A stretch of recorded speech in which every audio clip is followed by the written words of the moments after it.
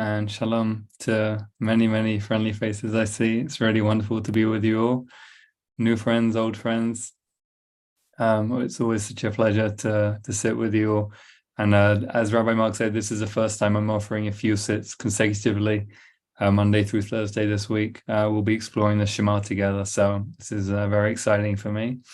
And I hope a great opportunity for all of us. Oh, and before we even go to the Shema, I have great news from the future for those of you who are not in Israel, who most of you, I'm sure, are probably in America, which is, it's already Kislev here. So Chodesh Tov, happy new moon, happy new month. The renewal of the moon, as you may know, is a very, very deep and powerful time, not just a symbol, really an experience, a time of renewal for us. We identify ourselves as the Jewish people with the moon. And this month, Kislev is a wonderfully auspicious one that invites us into vision and dream connection. So it's a very, very welcome, wonderful new beginning that, please God, will bring a lot of blessing for our people and for everyone on earth. So with that, let's start exploring the Shema together. Jet, thank you for holding. Please, will you share the visual? And I'll start talking about it. So we're going to practice with the 3 Hebrew letters that make up the first word of the Shema. This is Shema, Shin, then Mem, then Ayin. Thank you, Jet. Shin, Mem, Ayin. And we have a text, our oldest mystical text, Sefer Yetzirah, the Book of Creation, actually gives us a meditation practice to do with almost exactly these 3 letters. It talks about a practice with Shin and Mem and Aleph. And the good news is that Ayin, at least by most Ashkenazi Jews, is pronounced the same as Aleph. It's pronounced silently. But if it is your practice to pronounce Ayin with a guttural sound, then this practice also works with that. You can also do it with that. And what the practice is that I'm going to suggest is that we experiment with slowly, and I'll guide us through this, doing a few rounds of making the sounds that these letters make. So we're going to go shh slowly, and then take a breath, and then slowly and take a breath, and then just and by doing that, Sefer Yetzirah says we're training our mind, that Shin is a certain frequency. It would, on an oscilloscope, it would look a certain way, has a certain waveform, and has a certain effect on our mind. It's a certain kind of thinking. And for the Kabbalists, it's called Bina, certain kind of linguistic processing thought. Whereas Mem is a much calmer wave. On an oscilloscope, it would look much, much flatter. And we know that, we would say to ourselves or another person, if we wanted them to calm down or if we wanted to empathize with them, we might use the sound. We might say, to express calm and empathy. So that sound, the Kabbalists say, is the sound of Chokhmah, which is a kind of thinking, a kind of mind state where we are essentially not thinking in the usual way that we think, like causally or linguistically, like piecing together things sequentially, one than the other, but rather in a place where sometimes it's called a flash of inspiration, where everything is simply one. So essentially, we're outside of the usual train of thought that we usually in most of the time. And then the final step is just the exhalation, just the letting go, just the release, and to be with whatever is.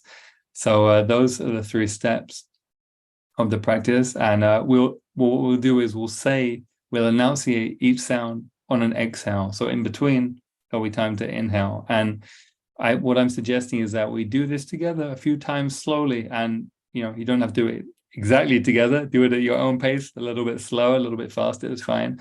And then after that, we go into a regular meditation sit and just notice and just observe how we are once we've given ourselves a chance to really have a deep connection to this word.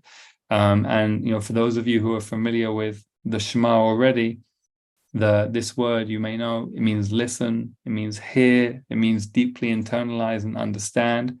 And the context is important. The context is what it's asking us to listen to. And this, can reverberate throughout the rest of our practice and throughout the next 4 sits we have together all this week, the context is we're being asked to listen to the fact that essentially everything is one. The name of God we call Yud Hey Vav Hey, transcendent divine, and the name of God we call Elohim. We're saying in the Shema, Eloheinu, our God.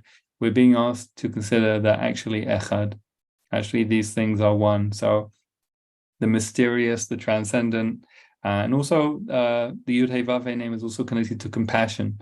It's something we'll explore together in one of the later sets during the week. Whereas Elohim is connected to things which are more challenging in life, severity and judgment, and the places in life where we meet limitations, which are not always easy. But we're told ultimately, Echad, all of these things are one. So that's some of the context and some of the intention which you can play with. You can hold as much or as little of that as you want to for now. But the immediate practice is we're going to repeat these sounds a few times slowly and invite you to do that too. And then we'll go into a regular silent sit where I advise you to just notice whatever arises and be with it with as much compassion as you can.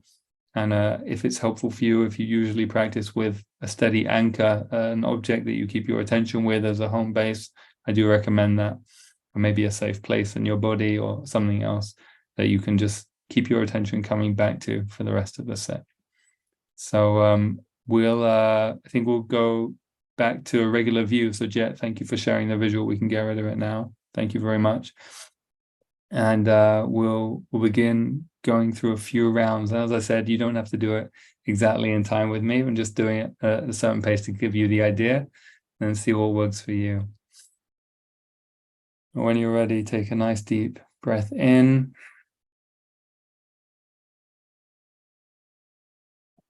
Bring our attention inside ourselves.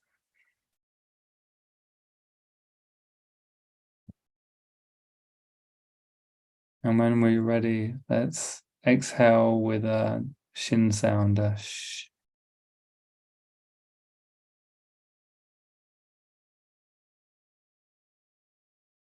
Inhale when you're ready, and then them sound. Mm.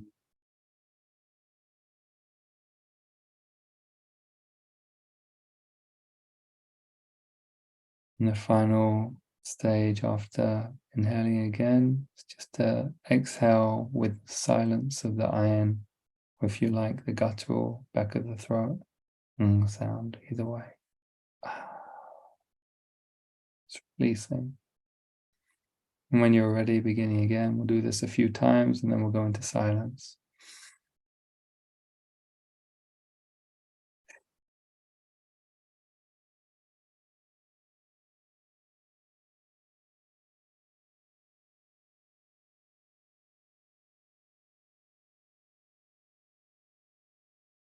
Mm.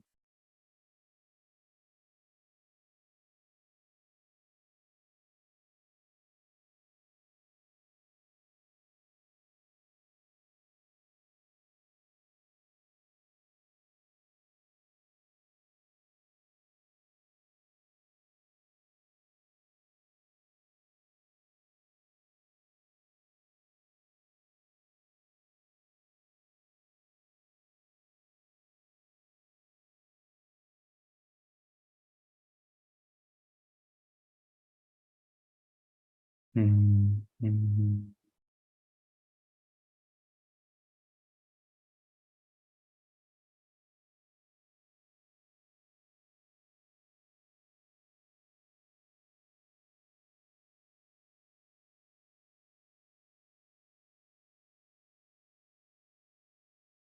Last time.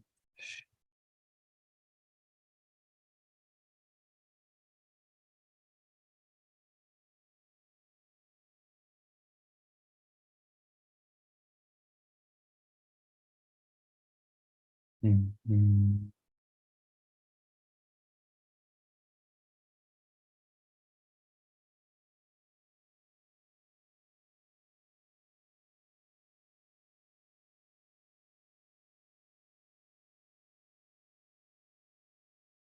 When you're ready, transition into sitting silently. with your anchor, your safe place in your body or your whatever other object you normally use, noticing what's going on inside us, seeing if we can welcome it with compassion. We'll sit now in silence.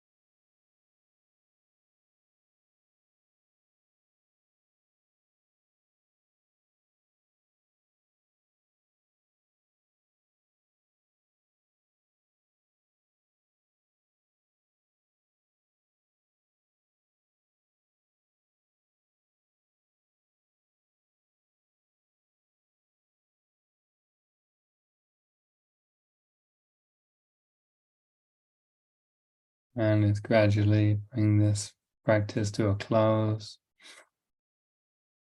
Thank you everyone very much for your practice. I'll hand it back to Rabbi Mark for now. Thank you so much, Rabbi Daniel. We seal the practice as we do each time, offering an opportunity for those of you who are in mourning, observing a yard site. If it's your custom to join in the Mourner's Kaddish, to do so. If you're not reciting Kaddish, please just stay with your practice. Please just stay present for those who are. Create a minyan of support, comfort for those who are in need and who are grieving. And thanks to Jet for sharing the words of the Kaddish on the screen.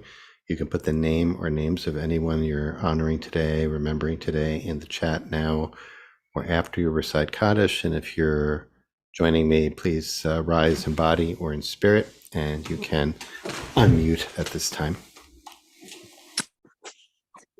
Yikadal, Yitkadash, Shemei Rabbah, Yalma Divra Chirutei, Yalichu Chatei, Yikon, Yomekon, Uchaye, Dechol Beit Yisrael, Gala Utzman, Imru, Name, Shmei Rabbah Mevarach, Ulame Almaya, Rach, Tabach, Ha'ar, La Mikol Birchata, Shbechata, Venechata, Iran Ba'alma, Imru,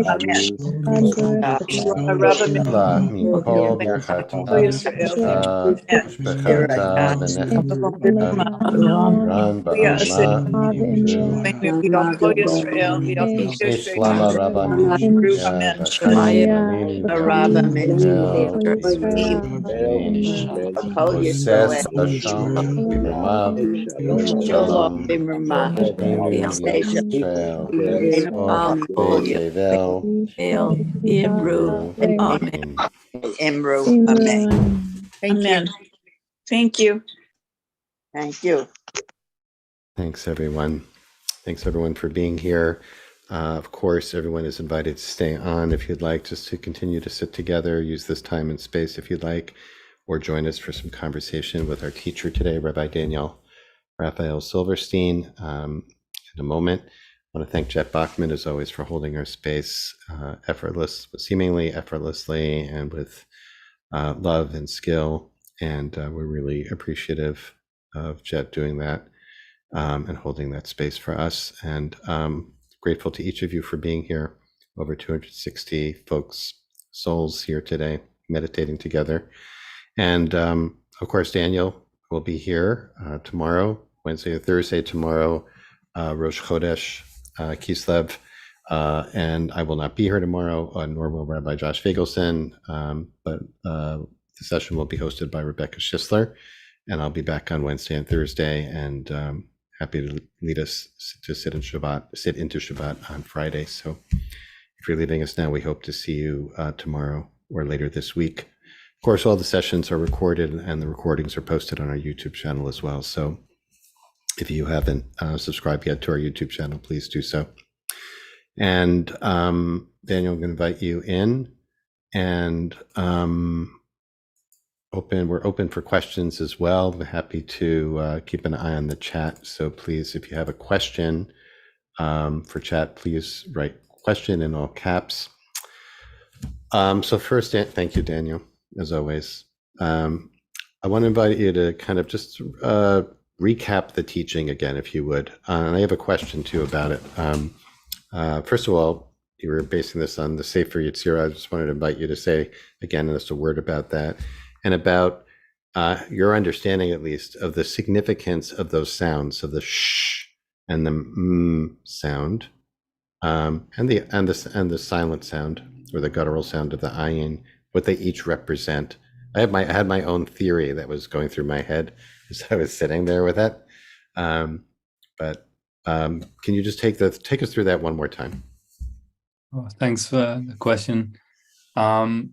So actually, I didn't want to give too much information before the practice, because there's a danger that we just get stuck in thinking too much and not actually practicing. But right. Sefer Yetzirah says that the shin is the letter of fire, and the mem is the letter of water, and the aleph, which is silent, which like the ayin, if we pronounce it silently too, has the same sound, is the letter of air that dances between them, air that dances between fire and water. Hmm. So that I find that very powerful and very suggestive. And Rabbi Jill Hammer, as you may know, has a wonderful, I think we've talked about this before, has a wonderful edition of Sefer Yetzirah, which I highly recommend to everyone here. Because what she does is she translates it beautifully and introduces it beautifully and explains it beautifully. And she actually offers very accessible meditations on the text throughout the whole text. And these are meditations that, anybody can read them and try them out for themselves.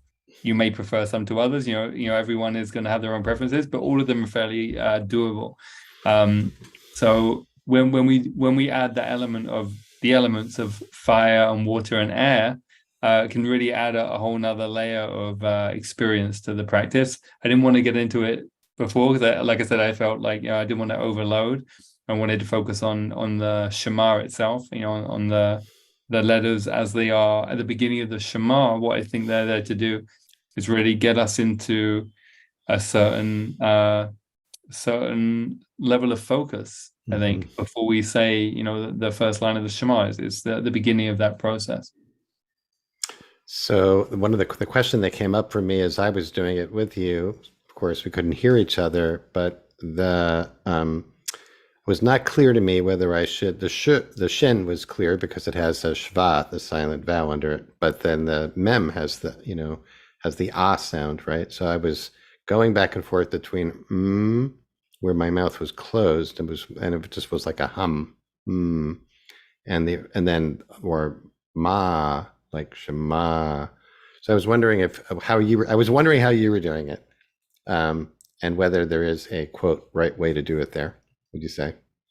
I'm not going to say I'm certain it's the right way, but how I understand my reading of the text, and also Aryeh Kaplan does talk about it in his book Jewish Meditation too, and if I remember rightly, he talks about it like this too, is to do the mem as and then the can be included in the exhale of the ayin, so it can be like but I'm not going to say that's the only way to do it.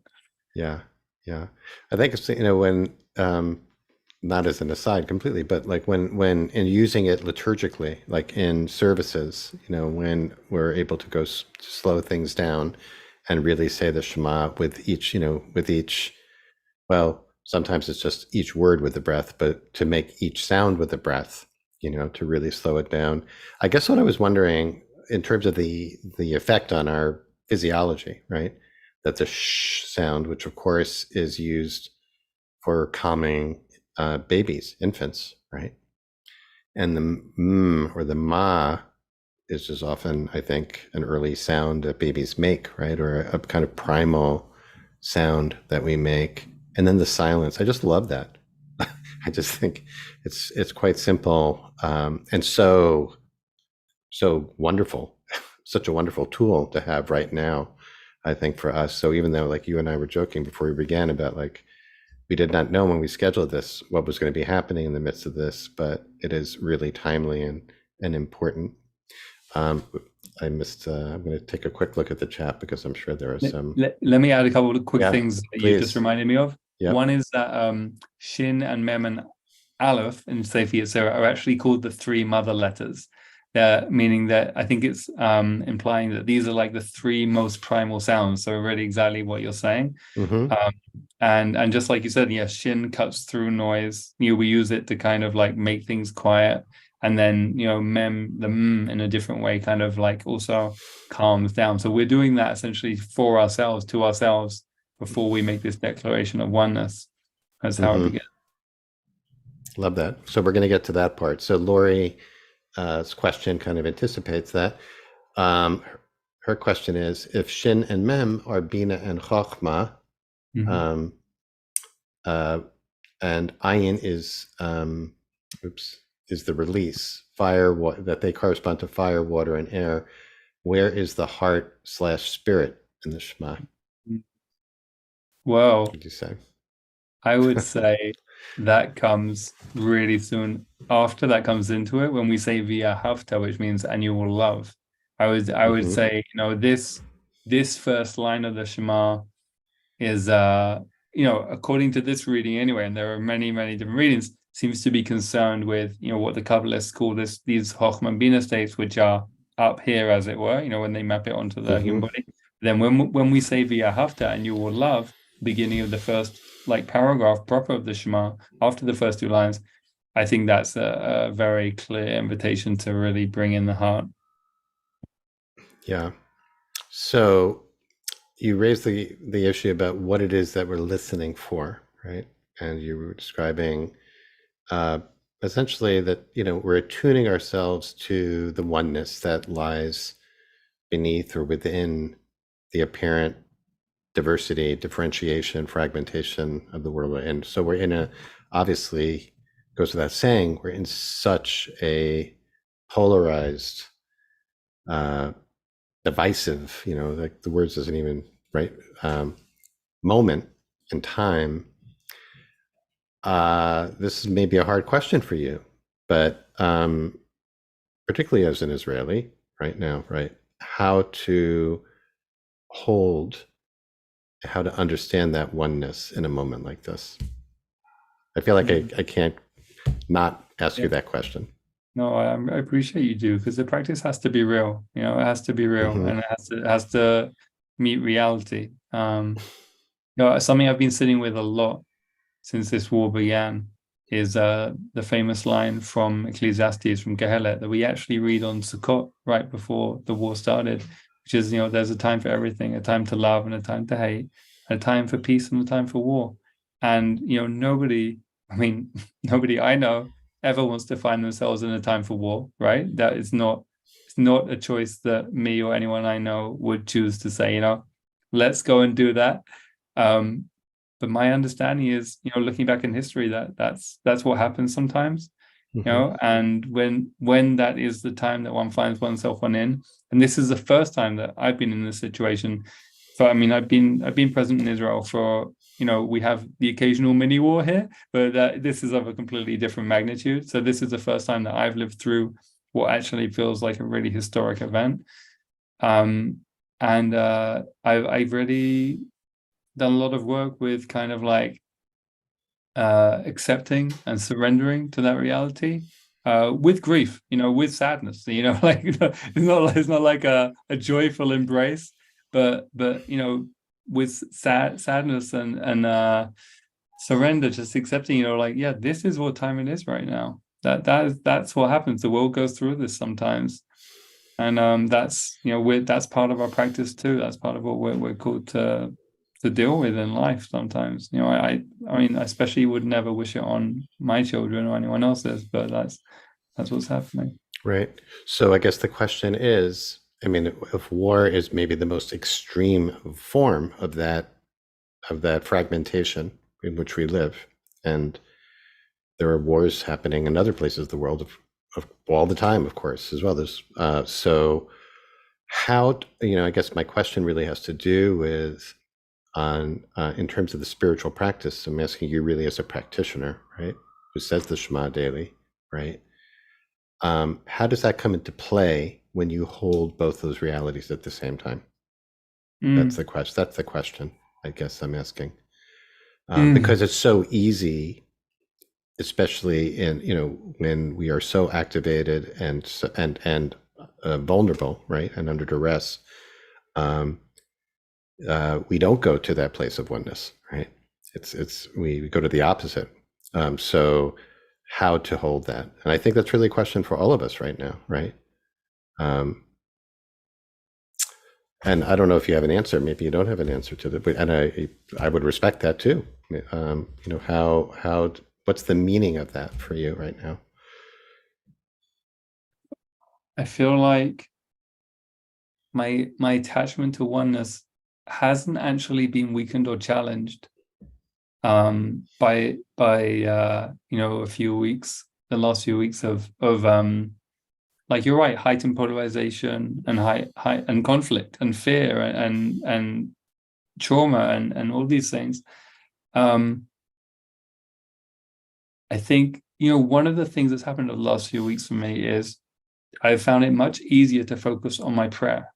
And I think maybe that's why, because there's a lot of fear and anxiety going on, I've really been able, that's like really actually been quite helpful for me. And so I have a much stronger sense when I pray of like stronger connection to the oneness. Just today, Monday afternoon, Mincha was like, normally that's not my, epiphany, but, it was, and it often has been over the last few weeks like that. So I would say there's something about the challenge that it is also an invitation, for everyone to find their own way. For me, prayer happens to be a tool that I can do that with. But I would say everyone, can find their own tools to find a connection to that oneness. And I'll say one more thing about it, which is like one of the things prayer does for me is we talk about a world which will be one, and we're invited to visualize and imagine that world. And it may be very far off, but the fact that I can imagine it and to some extent experience it in my nervous system when I do, which I do 3 times a day at least when I pray, that's a resource. That's something I carry with me and affects me all the time. So that's probably a big part of it. Thanks for that. Thanks for the honesty, the vulnerability, and responding to that. So we have just a few minutes, Daniel. I don't know if you feel moved. You feel moved to share? I do. Some There's a song I recently put out called Shiviti with my dear soul brother Rabbi Avram Lotek, and it's really about intimacy with the oneness. So I'm going to share the first verse of it today. Maybe tomorrow I'll share the second verse. And the song is out. I'll put the YouTube link to the song in the chat. There you go. Because just so you can hear it with the music and with Avram singing, it's better. This is the first verse. My preserver, protector, when I'm lost, reconnector. Cover me lovingly back to my center. I said to the infinite, you're right here in this transcendent, immanent, free from all dissonance. You're what's good for me. Nothing's above you. It's all for my benefit. Nothing can touch you. Thank you for those who are righteous and strong, who shine through the night and their light keeps us going. Those who espouse all their lies and their idols, trapped in their vacuum, lacking the vital, keep me from speaking, invoking their spiteful incitement so violent that spread like they're viral. You're enough for me, given you're everything, constant discovery, presence is medicine. I'm just feeling you, feeling me. Melt the dichotomy, oneness is healing me.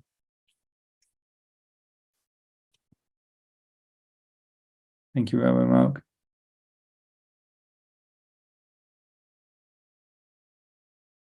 Oh, wait, you're muted, so Thank you so much, Daniel. Thank you so much for sharing your neshama with us. As always, it's a real gift for us, and we want to, of course, send lots of love to you, and send chizuk, strength, and much appreciation for making time. And may, in fact, this chodesh, this new month, bring blessing, bring healing, bring return, bring hope. And looking forward to, I'm sorry to miss you tomorrow live, but I'll watch the recording and hope everyone can join us tomorrow for the second in this beautiful series. Thank you so much, Daniel. Thanks, Jed.